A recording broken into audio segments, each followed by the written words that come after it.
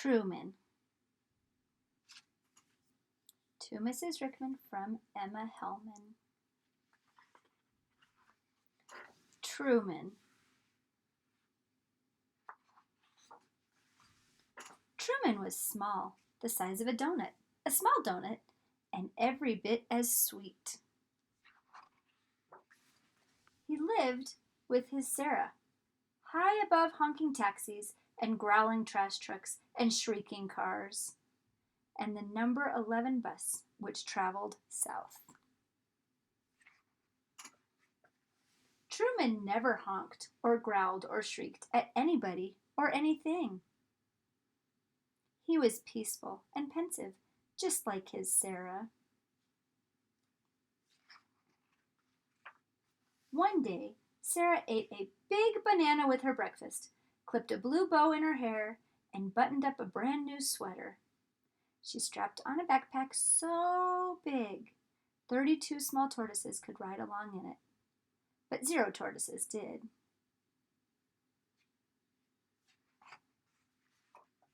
Sarah placed 7 green beans in Truman's dish, 2 more than usual.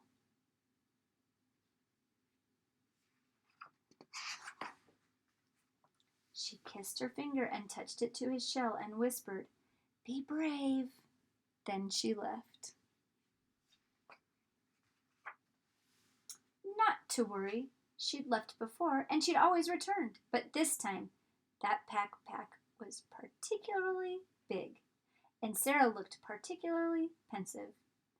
And that banana, and that bow, and let's not forget about those extra beans.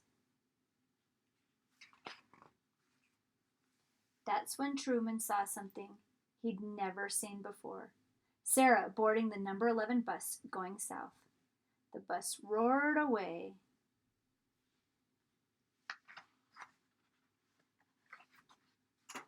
Truman waited for Sarah to return. He waited and waited. He waited 1,000 hours, tortoise hours, that is, until he could wait no longer. He would go after his Sarah. He would catch the number 11 south, even amid the honking and the growling and the shrieking, even if it seemed impossible. Bonk! That's when he noticed the rocks, 3 rocks that had always been there.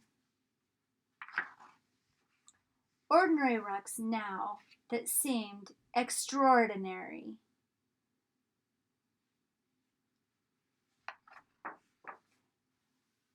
And the arm of the couch, and the pillows propped just right, and that tall, tall boot, and the rug, that glorious,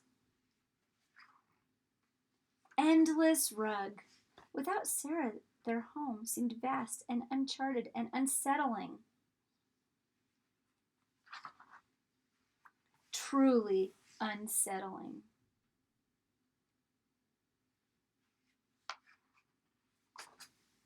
But perhaps most unsettling was that Truman could no longer see the taxis, or the trash trucks, or the cars, or the number 11 bus.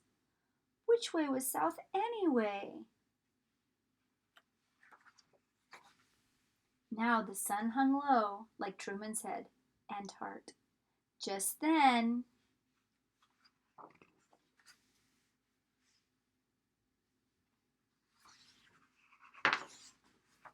and then, vroom, screech, whish! Up floors and under doors. Truman heard it. A bus! It was time to catch the number 11 south amid the honking and the growling and the shrieking. Yet standing there in that ray of light, Truman felt peaceful and pensive and brave.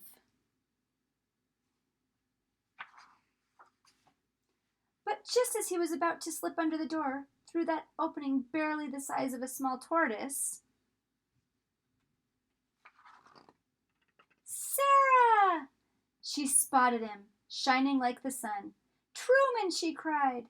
She scooped him up and said things like, "Oh my goodness," and "you," and "how did you ever," and "amazing."